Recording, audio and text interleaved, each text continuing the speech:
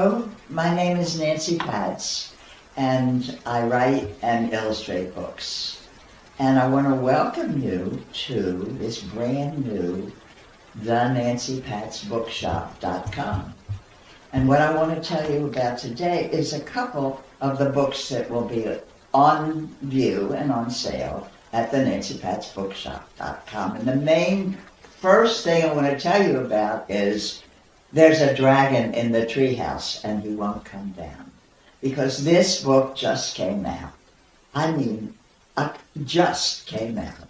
And I'm particularly fond of it because it was inspired by my grandson Benjamin, and these photographs that are in the book were done by my grandson Daniel, his older brother. And we worked together on this, and I love it. I really like the two characters who are in this book. Their names are not Benjamin. Their names are Axel and Zahara. And these kids use their ingenuity. They use their brains, and they try to get the dragon out of the treehouse, and they're not very successful. And they decide they better go to the library. And I love that about them, that they go to the library. And guess what? That's what they did. They walked down the street to this library, and this is the library. I think that's one of the reasons I feel so fondly for this book. This is the library that I'm in Baltimore, Maryland, in Mount Washington in Baltimore, the Enoch Pratt Free Public Library that I went to as a child.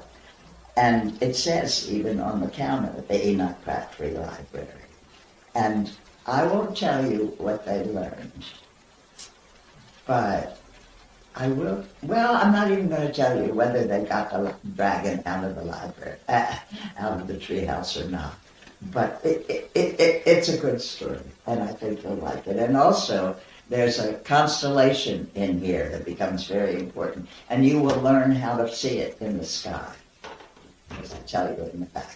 And then I think I'd like to talk to you about Pumpernickel Tickle and Mean Green Cheese, because this was my first book. And it's about Benjamin and Elephant and their trip to the grocery store to buy a loaf of dark brown pumpernickel and half-pound pickle, half-pound yellow cheese, and great big, very green, nice dill pickle. And look, they walk through the city of Baltimore. This is Baltimore, and there are Baltimore landmarks, Baltimore buildings. And really, Elephant, I have to just show you here. Elephant just keeps getting Benjamin all messed up about the half-pound, what did I say, half-pound yellow, dark brown pumpernickel, half-pound yellow peas, great big, very green, nice dill tickle. Oh no, said Benjamin, what am I saying? And Elephant laughed. Well, Elephant keeps getting Benjamin all mixed up on the shopping list, and I won't even tell you what happens in the store. But it gets all out of hand. And speaking of getting all out of hand, I want to talk about Gina Farina and the Prince of Mints. And you see, I drew this in very traditional ways. You see the Prince of Mints, you know. And I drew, I think it was 81 or 91 pies for the end papers. And this is how I signed the books. And Gina Farina is a girl with a mind of her own and a heart that was set on adventure. She's a very today girl, I think. And she makes fabulous pies with just hints of quince. And she joins a group. She's a girl with a mind of her own. I mean, this is back in the Renaissance, you know. That's how I do it. And she joins a group of traveling players. And she goes off with them to see the world. And they're not supposed to go to the town of Mints because everybody knows, nobody ever says no to the Mints, and he's just a frightening guy. But guess what? The traveling players land in Mints. And guess what? I just want to show you what happens. Here he is. You see what a grumpy guy he is? Nobody ever says no to them. And they're his wisest advisors. And I used artists I liked to.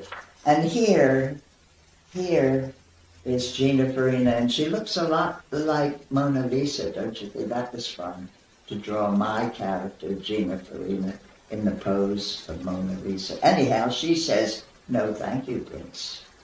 No, thank you, Prince." And what happens? Nobody ever, all hell breaks loose. What did she say? She said no to the prince, but nobody ever says no to the prince.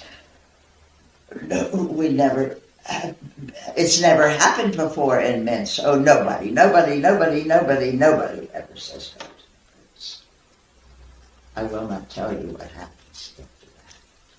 But it's a good story. It's a good story. And I love drawing. And then the last one I'm going to talk to you about, I'm going to talk now about, they're a different kind of book. It's called The Elephant with a Knot in His Trunk. And you know, if an elephant has a knot in his trunk, that's trouble. I mean, how's he going to squirt water? How's he going to get water, etc.? Well, it takes place in the jungle. The end papers are jungle, you can see. And what happens is that this little elephant with a knot in his trunk is teased mightily, is really mistreated and teased badly by these big elephants. Look at that. I mean, there are a bunch of bullies in this. And they yell at him, "Hey, clunky trunk, go plunk your trunk, go dump that hunk of clunky trunk." They tease him so. They're really mean girls, except they're mean big elephants. And what happens in this book is very unexpected. It's very unexpected. And I think I will just show you that later, much later in the book, the biggest bully of them all gets caught in a whirlpool. Gets caught in a whirlpool and cannot get out of the water. And I'm not going to tell you what happens. There's our elephant with a knot in his trunk. And I'm not going to tell you what happens. But it's a very good story. I like this book. It's about bullying. It's about courage. It's not the girl with a mind of her own, but it's this little elephant with a mind of its own. And I think that's all I want to tell you today, but I just wanted to tell you that the TheNancyPatzBookshop.com is open. And we'll have t-shirts, and we'll have really good shopping bags with refrigerated stuff inside. And I'll see you again. And goodbye.